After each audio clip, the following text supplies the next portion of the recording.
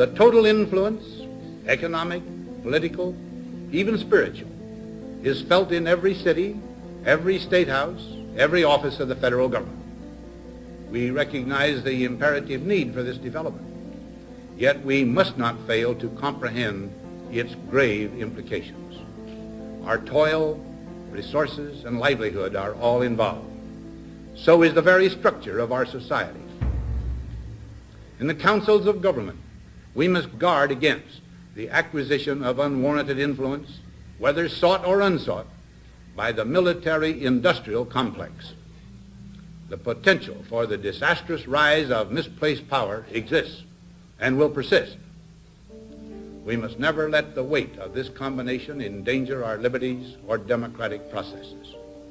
We should take nothing for granted.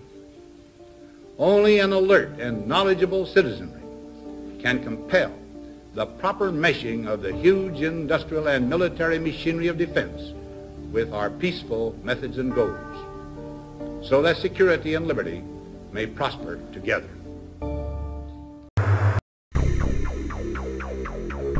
When you look at U.S. history and look at the atrocities that we've either endorsed or committed ourselves, it's very easy for other countries to then turn and say, you know what, if they go into Syria, let's give them a taste of their own medicine.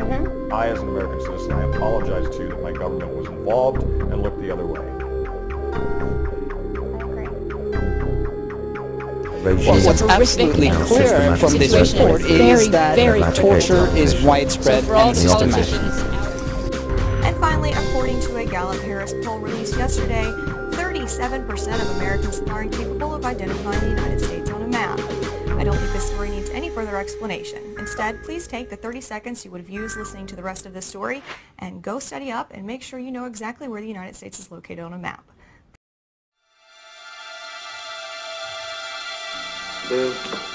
Are people going to find out the truth? And the truth will say that this intelligence is good intelligence, no doubt in my mind.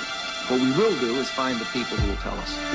There are a lot of people who lie and get away with it, and that's just a fact. Ex-terrorist Al-Qaeda in Syria being led by who? CIA. This is from Paul Joseph Watson. And this has to do with former Al-Qaeda member Sheikh Nabila Naeem. He's released an astounding video testimony in which he asserts that the leader of the Jabhat al-Nusra, the primary fighting force in Syria attempting to topple Bashar al-Assad, is a CIA operative. He said, and this is a quote, "I personally believe the leader of the Nusra army who declared his support for Amin al-Zawahiri is a CIA operative."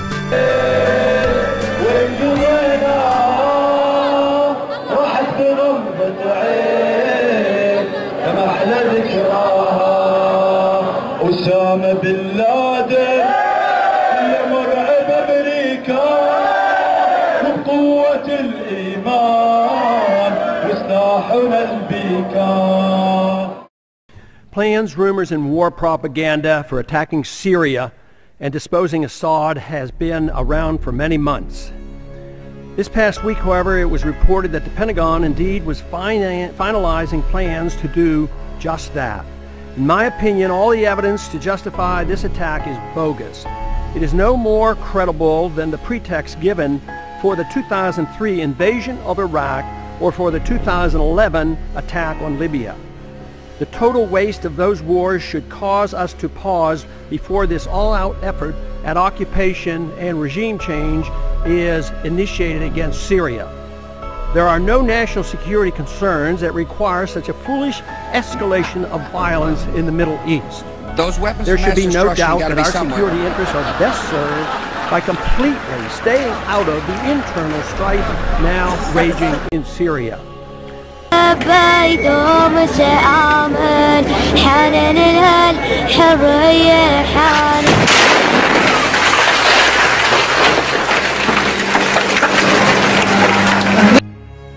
We had a huge trust deficit, in part because the United States had, to be fair, we had helped to create the problem we're now fighting. How?